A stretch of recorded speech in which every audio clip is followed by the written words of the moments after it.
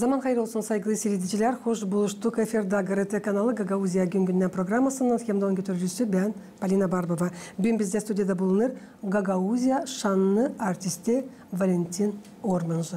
Zaman hayır olsun Valentin size hem de çok sağ olun. Hani bulduğunuz vakitte geldiniz bugün katılırsınız Gagauzya Gün programmasına. Zaman hayır olsun. Size de bütün Gagauzya'ya da sağ olun teklif ettiniz.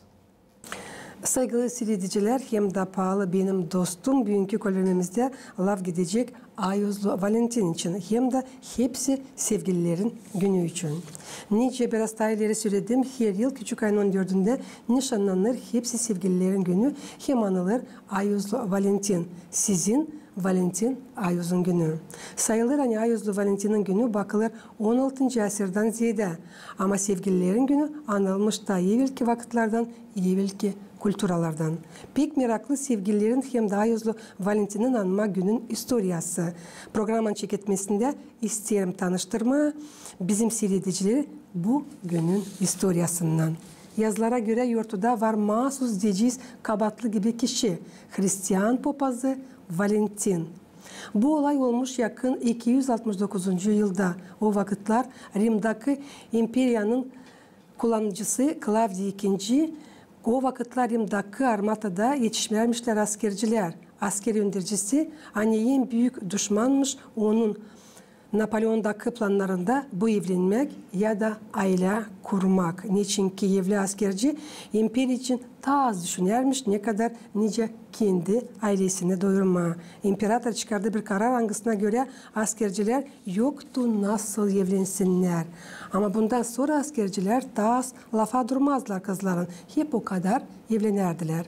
Onların kısmetlerine bulunduğu bir kişi hangisi çeketti saklı istivnoz etmeye askercileri onların sevgililerinden. O bir papazdı Valentin adında Rim'daki Terni kasabasından. Niçin ki o kendisi pek severmiş. Bağırıştırma, küssü tutan insanları yardımcı olarmış yazma sevda için kağıtları askercilerin yalarmaklarına göre bağışlarmış çiçekleri. Sadece yüreğinde bunu imparator düşündü, bu işi durgutma da Valentin'i ziyetlediler. Burada lazım çizgileme hani Valentin kendisi de pek beğenirmiş bir kapancının kızını. Bir gün tayları zeytinliklerden papaz yazmış kıza prost olmak mektubunu, kağıdını nerede anlatmış kendi sevdası için imzalayıp onu senin Valentin'in. Ama okundu kağıt ondan sonra nice Valentin'i ziyetlediler. 496. yılda Rim Papası Gelasi bir haberledi küçük ayın 14'ünü Ayuzlu Valentin'in günü için. Valentin, sizin bakışınıza göre ne bu sevgi? Benim bakışıma göre sevgi o çok derin bir duygu. Çok kuvvetli bir duygu. Ben sayarım açan insan arasında var sevgi. O insanlar en mutlu insanlar dünyada. Sevginin de elbet ki var çok tarafları. Var sevgi insana, var sevgi bir kediye mi, köpeğe mi, çiçeğe mi. Kendi ruhuna da sevgi var. Çünkü açan sevgi var, biz onu isteriz o karşındaki insanı ya da hayvanı ya da başka bir şeyi koruma. Onun için Allah da var sevgi. Büyük bir sevgi. Onun için açan insan bir kişiye sevdalanır. Onun gözü kör. O görmüyor onun yanlışlıklarını, görmüyor onun prostabiyetlerini. Ona deni bu insan ideal olarak görünür. O sadece görüyor onun iyi taraflarını. Hem de savaşır o insana hep iyilik yapma, onu sevindirme, onu mutlu etme. Sevgi gerçekten büyük bir duygu. Onun için açan insan sevdalanır.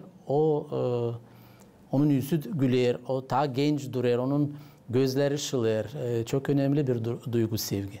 Siz kendiniz Valentin inanırsınız mı sevdaya? Elbette ki benim çok var sevda temasına türkülerim. Hangilerini ben önceden yaşadım. Sonra o duygular, o laflar döküldük ya da sonra peydalandı müzika. Da yüze çıktı bu türküler. Hangiler bugün de yaşayırlar. Sosyal sitelerde de insanlar çok yazıyorlar. Hani bu türküler onları duygulandırır. Daha yüksek kura onların halını kaldırır. Ben de pek sevinirim. Hani benim işim boşuna yapılmamış. Ne söylersiniz? Dil boşuna ama siz andırdınız bizim Gagauziyamızı, bizim pahalı toprağımızı, bizim vatanımızı. Süreciz dünyanın çoğu devletlerinde hem de sanırım ileri doğru da andırcınız bizim kamil halkı. Doğru söylediniz Palina. Gerçekten ileri doğru çok var güzel planlarım. İleride gene var sevda temasına bağlı türküler. Bir türküyü ben yazdım Dmitri adına. Hangisi Bağırçılık köyünden ama kendisi yaşar Pridnestrov'da. Hem de ilk sevda bir türkü. Onu da yazdım Nikita Panayitova. O uşakla, şansları uşak değil ama onlarla temelden başladım işlemeye. Hem Nikita Panayitov'un hem Anna Dragulan. Onlar da çok temsil ettiler bizim Gagauziyamızı aşırı devletlerde, yüksek kurda. Yüksek ödüller getirdiler Gagauzya. Benim bakışıma göre bizim halkımız lazım kodulansın. Böyle talantlı, becerikli uşaklarla, gençlerle angılar temsil ederler bizim Gagauzluğumuzu, bizim kültürümüzü aşırı devletlerde de. Gittiniz bir şekilleri, ben mahsus sizin türküleriniz için hazırladığım bir soru şu bıraktıktan sonra ötecek ama şimdi ilerleteceğiz kendi konumuzu. Valentin'in adın manasından tanışıp bilip sizi Valentin çok yılları süresinde çevirirken analizden duygulandım. Sansın yönümde bulunardınız. Valentin bol yürekli, onunla meraklı laf etmeye ama var nasıl hesap alma bir iş. Hani onun canında tazede ne kadar o kendisi söyler. O pek cana yakın bir insan. Her zaman kolayına göre yardım edecek. Her zaman anlayacak insanları. Valentinler pek ıslah dost kafadarlar. Onlar var nasıl bütünden yüreğini açsınlar. Pek atent sesleyecekler. Sizin laflarınızı hiç kimseye söylemeyecekler. Sever hesaplı karıları. Yavaş karakterlerle. Evlenir mahsus böyle karıya. Alizden mi? Öyle. Doğru söylersiniz çünkü ben beceririm dostluğu götürme. Var benim gerçek dostlarım angılar yıllarla gösterdiler. Hani onlar gerçek dost. Çünkü açan gerçek dost o hem kahırda hem sevinmelikte senin yanında. Dostların arasında lazım olsun mutlaka sevgi. Lazım güvensinler birbirine, sevsinler birbirini. Çünkü sevgi varken o gerçek bir sıcak bir dostluk hangisi ömür boyu sürer. Bunlardan Karya, Valentin, siz estrada türkülerin çalgıcısı. Çalırsınız kendi piyetlerinize türküleri, yazırsınız başkalarına da poetsiniz, kompozitorsınuz. Çok türkülerinizde var sevda teması da. Hangisi en yakın size diyeni bu türkülerden? Benim yazdığım türkülerden bana en yakın türkü Raykuşu. Çünkü bu türkü gerçekten o duyguları ben yaşadım. O türkü de çok sevildi Gagauzya'da, hit paratlarda aylardan durdu birinci yerde. Bir de türkü var Sensiz. Orada biz Olga Voglan'la beraber yaptık bu türküyü. Seslendirdi onu Ludmila Tukan. Çok güzel laflar, çok derin manalı. Buradan da ikisine de isterim selam yollama, kutlama bu güzel yortuyla. Hem Olga hem Ludmila Tukan gerçekten çok talantlı insanlar. Ludmila da çok içinden geçirerek, çok yürekten çaldı bu türküyü. Benim bakışıma göre o kadar duydu o lafları, geçirdiği içinden hani o türküyü seslediğine gerçekten duygulanırsın. Bu çok önemli. Artistler lazım gerçekçi olsunlar. Açan sen yürekten çalırsın o türküyü. O senin sesinden de belli oluyor. Senin duyguların da açıklanır. Bu çok önemli. Ben sayarım hani hepsi artistler lazım yüreğini koysunlar açan çalarlı türküyü. O zaman o türkü yaşar da mutlaka bulur kendi sesleyeceğini. Düşünürsünüz miler doğru da yazma söyleyeceğiz piyetleri sevda teması için. Elbette çünkü benim bakışıma göre sevda teması o en önemli tema. O bizim yaşamamızda her zaman yaşayacak ömür boyu. Onuştan insan hangi yaşta olmasa sevgi onun yok yılları. O ömürsüz nice değil. O hep var. İnsan 70'te 80 yaşında da varınca sevdalansın. Ya da bir insana karşı böyle derin duygular olsun. Sevgi gerçekten çok özel, çok derin duygu. Önce de söyledim. Onuştan açan insan sevdalanır. Bu gerçekten çok kısmetli duyarsın kendini o vakit.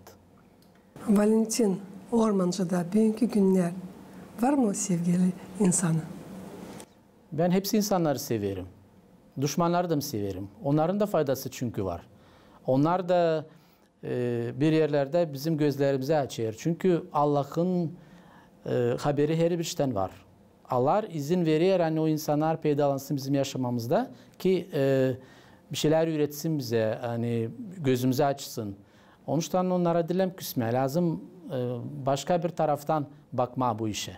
O zaman anlarsın hani gerçekten bu insan doğru zamanda peydalandı senin yaşamanda da bir şeye açtı senin gözünü. Bilip sizi o kadar çok yıl detayları söyledim. Biliyorum hem de duydum. Açan rahmetli sizin ananız yaşardı. Niye sizde büyük sevgi vardı mamunuza? Elbette ki benim anama en büyük sevgim vardı. Onun için hem anam hem rahmetli Batım Dimitri, o da geçindi bir yıl önce. Bana onlar yetmiyor. Onlar benim iki kanadımdı. Onlar bana hep ilham verirdi. Çok türküler de onların hatırından yüze çıktı. Onun için onları çok özlerim. Şimdi kaldı sadece onlar için dua etme. Hem de aklına getirme o güzel, şafklı, mutlu yıllarımızı, o kıpımları, angalarını biz geçirdik beraber. Onun için insanlar yaşarken açan anası babası ya da senselesi onların pahasını lazım bilmek. Çünkü yaşamak kısacık. Bugün varız, yarın yokuz. Ama en önemli insan doğru düzgün yaşasın ki ardına bir şılayan iz bıraksın. Hani onu iyi laflarla, sevgiyle ansınlar. Olmasa da bu yeryüzünde. Onun için ben de savaşırım güzel türküler yaratma. Bir vakit gelecek ben de olmayacağım ama Allah'ın yardımıyla ben eminim hani benim türkülerim yaşayacak, faydalı olacak insanlara. Onları da başka yeni geriden gelen becerikli artistler yaşatacak o türküler. Ben buna çok umutlanırım hem de inanırım hani öyle olacak. Ben nece anladım. En büyük sevda, en büyük sevgi sizin yaşamanızda bu sizin ananızdı. Öyle çünkü ben en küçük çocuk ailede. Daha çok bana düştü. Anamdan sevgi. Onun için ana o çok özel bir insan bize dini. O bize Allah'ın yardımından bize yaşamak verdi. O gecelerle uyumadı. Hep kahırlanadı açan biz hastalanırız. Hep savaşardı bizi tertipleme. Hani biz doğru yoldan gidelim. Açalım gözlerimizi açan bir kişiyle dostlaşırsın ya da benim anam her zaman derdi hani ben karışmayayım sana. Sen gözünü aç da bil kiminle sen dostlaşırsın. Yapmadan önce düşün. Zarar mı getirecek bu iş sana ya da fayda getirecek. Onun için bugün de ben hep öyle yapmadan önce düşünüyorum. Acaba yapayım mı, yapmayayım mı? Lazım mı bana bu iş? Dil lazım mı? Onun için uyumadan da önce ben savaşırım hep okuma duaları, akşam dualarını hep yatmadan önce böyle bir analiz yaparım. Nasıl ben geçirdim günümü? Kimi gücendirdim belki ya da kimese bir iyilik yaptım, kimise sevindirdim. Onun için insan lazım kendinden başlasın. Sen kendi kendini değiştireceksin iyi tarafa. yandaki insanlar da sana bakarak örnek alacaklar. Onlar da iyi taraftan savaşçılıkla gitmeye. Derin fikirli bir insansınız Valentin. Bunları bileyim çok yılların süresinde. Süresinizde bu sevda teması için kaç türkünüz var bugünkü güne? Belki de 20'den ziyade türkü var. Yakışarsa da bugün bu stüdyoda birini açıklayasınız, okuyasınız, anlatasınız bizim seyredicilere, bizim Valentinlara, hangileri bakırlar bugünü bugün. Yani isterseniz çalayım mı? Yakışarsa da. Dediğim gibi Ray Kuşu benim en sevdiğim türkü. Onun bir parçacığını çalabilirim. Ben seni severim nice bir çiçeğe, hem de sarmaşıp öperim gündüz hem gece. Ben seni severim nice bir çiçeğe, hiç yalnız kalmazsın yarim gündüz hem gece. Bravo, bravo. Kalktı hoşum, hepten keyfimi kaldırdınız bugünkü günler. Elbette bu çok iyidir. Hani bu kadar söyleyeceğim yüksek uğurda çalışan var bizim söyleyeceğim çalgıcımız, poetimiz, kompozitörümüz, Gagauzya şanlı artisti Valentin Ormancı. Pek kısmetliyim. Hani çok yıllar geri dost olduk sizinle. Bugünkü günler bu sıkı bağlantıları tutuyoruz. Bana gelir hani böyle kişiler nasıl siz bugünkü günler pek az var. Bu kadar açık yürekten, bu kadar cana yakın insanlar nasılsınız siz Valentin? Ama öyle lazım olma. Çünkü açan insan yapılır ya da savaşır böyle yalancılıkla ileri gitme.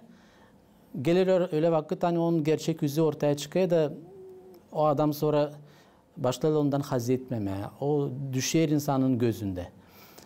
Türküler için de isterim söyleme hani açan bir türkü yazarsın lan pek düşünme. Çünkü bakayım hani şimdi zamandaş türküler çok kirlidir gençlerin fikrini. Zarar verir.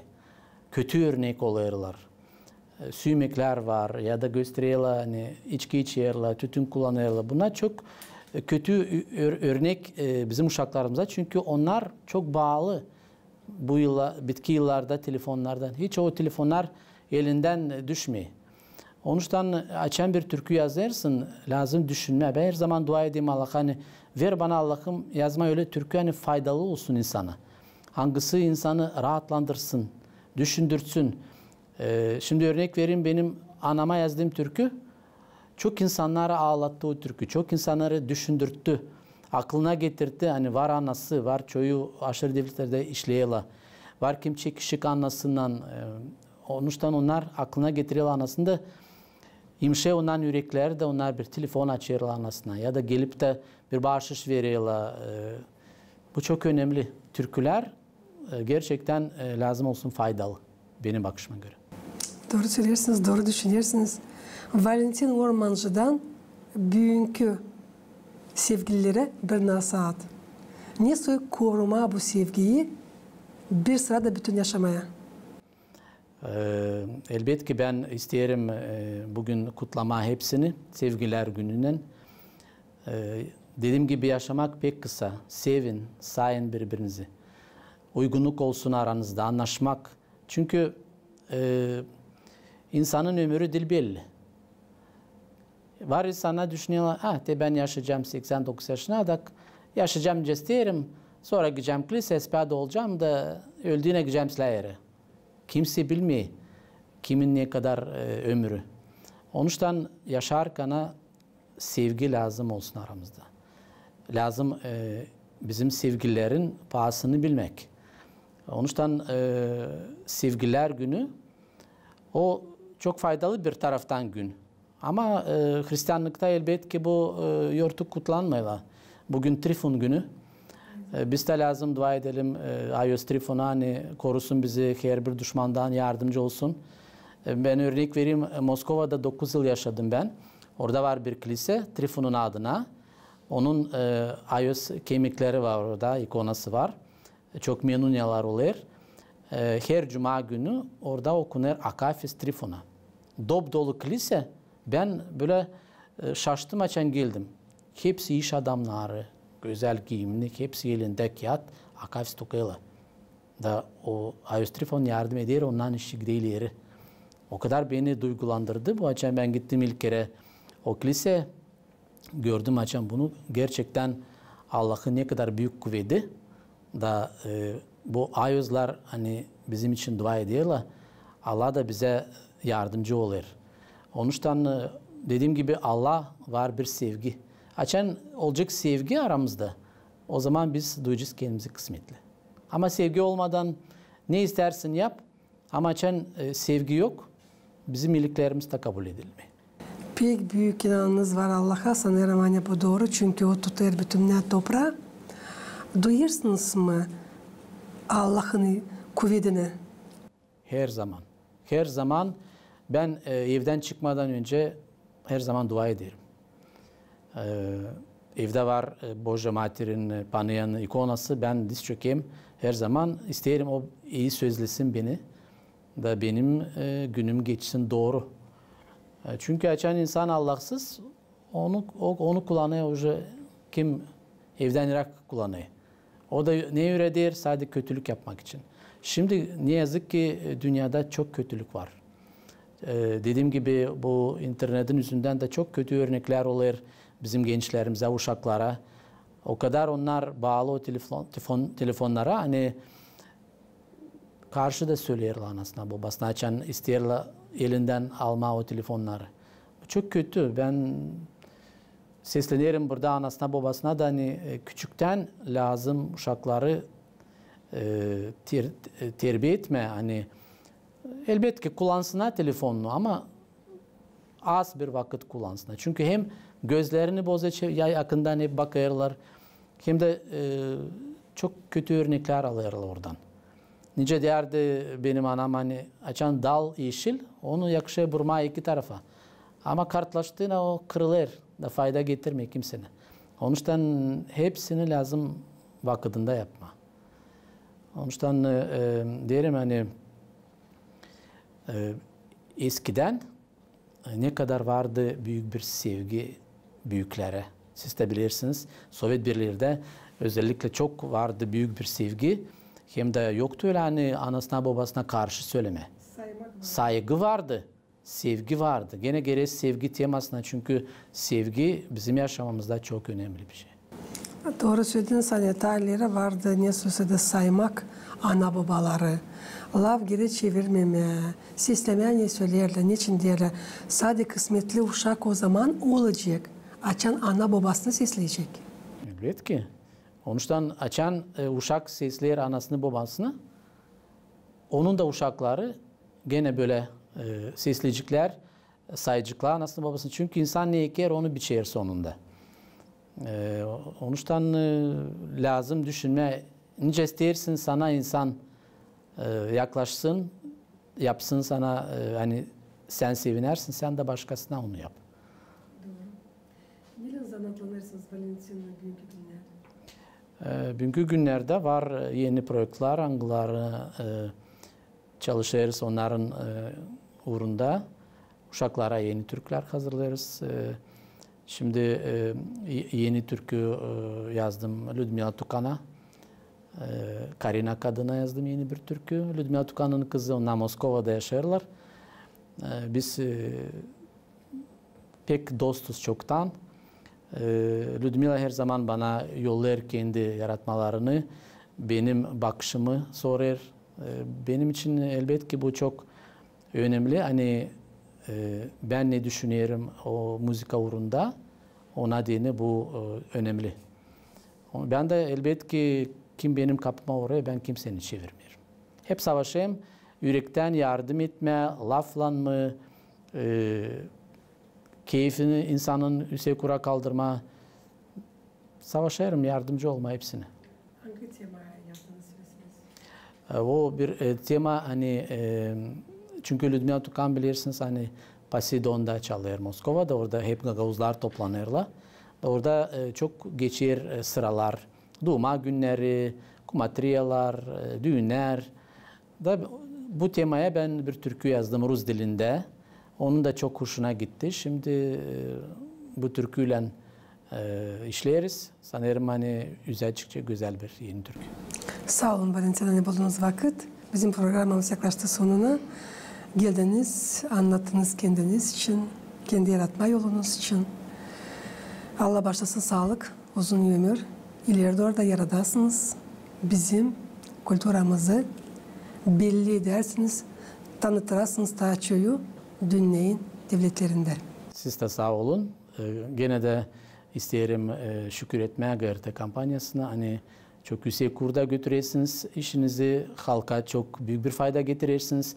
Allah da versin size uzun ömür, sağlığınız olsun.